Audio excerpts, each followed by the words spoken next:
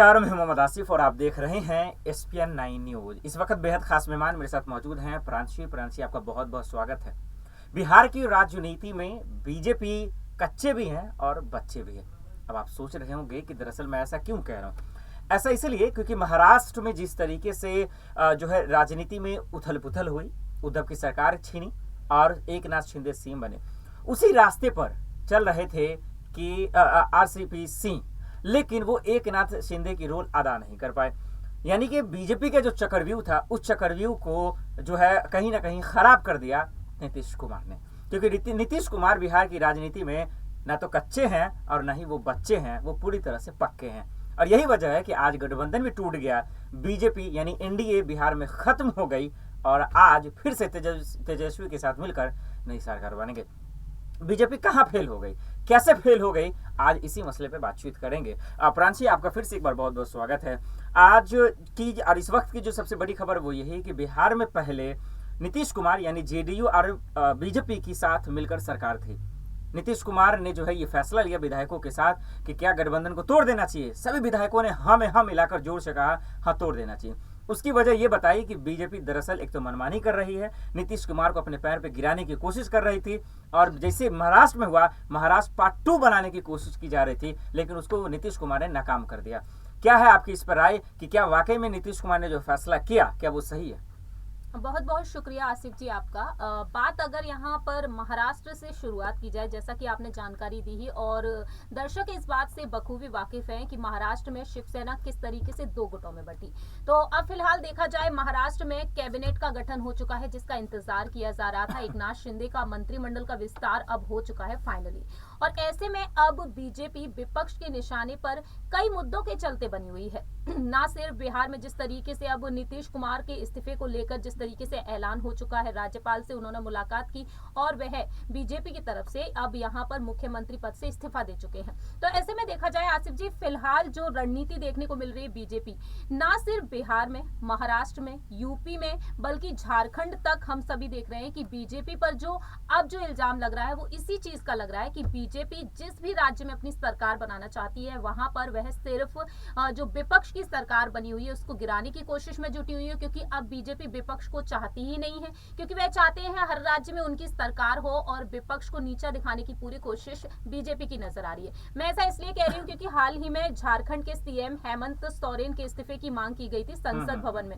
विधानसभा सत्र जो चल रहा है। बिल्कुल, उन्होंने कहा कि जिस तरीके से ईडी ने छापेमारी की, कांग्रेस के 3 सांसद वहां पर पकड़े गए, तो ऐसे में देखा जाए तो उन्होंने ये कहा कि बीजेपी यही चाहती है, जिस राज्य में विपक्ष की सरकार बनी है उस सरकार को गिराने के लिए बीजेपी फैसले लेती हुई नजर आती, क्योंकि बीजेपी हमेशा ही अपनी सरकार बनाना चाहती है अलग अलग राज्यों में, और वह इस तरीके से तंज कसते हुए नजर आए। और यही चीज हमने महाराष्ट्र में देखी थी, क्योंकि बीजेपी को शिवसेना के साथ गठबंधन चाहिए था, अपनी सरकार चाहिए थी, और वो उन्हें मिली थी। दूसरी ही तरफ राष्ट्रपति चुनाव में भी हमने यही सब देखा कि राष्ट्रपति चुनाव में आपने क्रॉस वोटिंग क्यों रखी। क्रॉस वोटिंग के चलते यहाँ पर गठबंधन टूटते हुए नजर आए। पहले से ही महाराष्ट्र में सियासत तेज थी और वहां पर गठबंधन टूटने की कगार पर और पहुंच गया। वही चीज हमने यूपी में देखी, सपा और सुभाषपा का गठबंधन टूट गया, और हालांकि अब देखने को मिल रहा है कि प्रसपा प्रमुख शिवपाल सिंह यादव और ओपी राजभर को पूरी तरीके से अखिलेश यादव ने स्वतंत्र कर दिया है अपना फैसला लेने के लिए। तो ऐसे में बीएसपी का झुकाव अब देखने को मिल रहा है बीजेपी के साथ।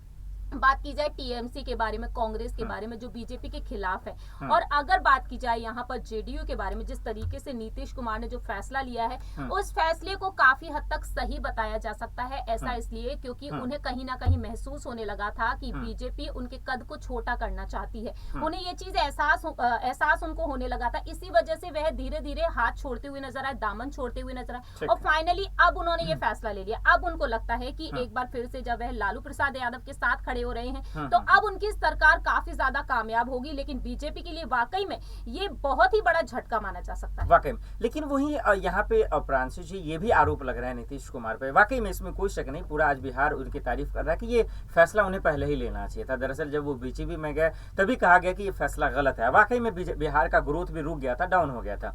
जब लालू के साथ वो सरकार चला रहे थे, अच्छा उन्होंने जो है जमकर जो है कामयाबी भी हासिल की, लोग उनकी तारीफ कर रहे थे, सबसे ज्यादा महिला उनकी तारीफ कर रहे थे। लेकिन उन पे आरोप लग रहे हैं कि पलटू राम है, बार बार वो पलटते ही हैं, कभी जेडीयू यानी नीतीश कुमार, कभी लालू के साथ, कभी बीजेपी के साथ, कभी किसी के साथ तो कभी किसी के साथ, ये उन पे आरोप लग रहे हैं। क्या वाकई में ये आरोप राजनीति में आरोप इल्जाम प्रत्यारोप ये आराम से होते रहते हैं, लेकिन नीतीश कुमार का ये बार बार कभी जेडीयू के साथ जाना, कभी बीजेपी के साथ जाना, कैसे समझा जाए इसको? क्या इनका ये डिसीजन बार बार इधर से उधर करते रहना सही है, या उन्हें एक स्थिर जगह जो है अपने आप को सुटेबल करना चाहिए? बीजेपी के इन आरोपों को क्या देखना चाहिए कि बार बार वो पलटूरा में कभी किसी तरफ जाते हैं?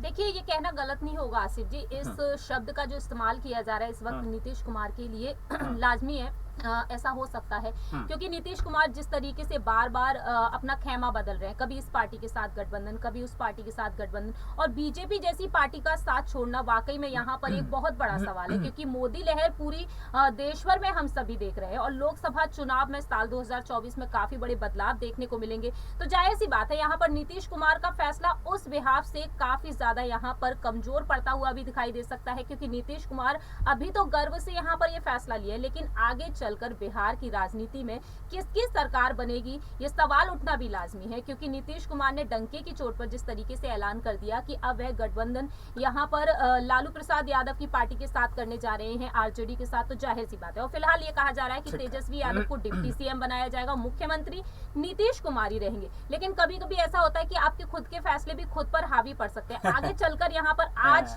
उन्होंने जो प्लानिंग रखी है कि उनको डिप्टी सीएम चाहिए, गृह मंत्रालय चाहिए, तो आगे चलकर वह और भी पद को लेकर मांग कर सकते हैं और पूरी तरीके से कर सकते हैं। वाकई इसमें कोई शक नहीं।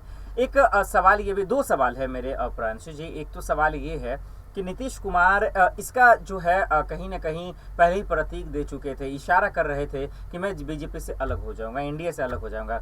ईद जो बहुत बड़ा पर्व होता है मुसलमानों का, उसमें हम सब ने देखा कि जाते हैं तेजस्वी यादव से गले मिलते हैं, खुशियाँ बांटते हैं, फिर उसके बाद हम सब ने देखा रमज़ान के वक्त इफ्तार साथ में करते हैं, एक दूसरे को गले लगाते हैं। क्या उसी टाइम बीजेपी को समझ जाना चाहिए था कि नीतीश कुमार अब ज़्यादा दिन के सफ़र नहीं है उनके साथ? क्या उन्हीं टाइम उसी वक्त होशियार हो जाना चाहिए? अमित शाह लगातार फोन कर रहे हैं नीतीश कुमार को, लेकिन कोई रिस्पॉन्स नहीं आया।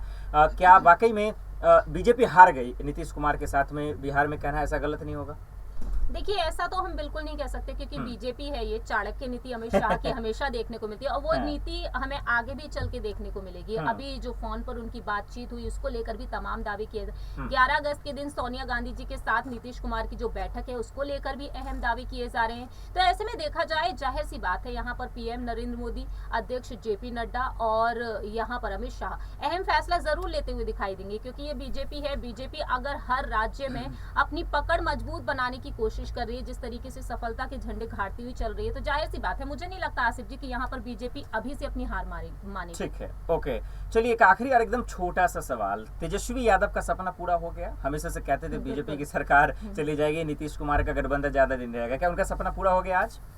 देखिए, अगर सपने की बात की जाए, अगर गठबंधन यहाँ पर उनका जेडीयू के साथ हो रहा है तो एक सपना उनका पूरा होता हुआ दिखाई दे रहा है, लेकिन मुझे नहीं लगता कि उस सपने को और भी ज्यादा बेहतर करती हुई नजर आएगी बीजेपी, क्योंकि ये बीजेपी है और वाकई में उनके फैसले आगे जो बदलाव कर सकते हैं बिहार में, वो वक्त के साथ ही पता चलेगा। वक्त के साथ पता चलेगा कि वाकई में आने वाले वक्त में क्या होगा। लेकिन बीजेपी को आज ये पता चल गया है कि बिहार में वाकई में वो आज भी नीतीश कुमार और लालू यादव की राजनीति के सामने कच्चे भी हैं और बच्चे भी हैं।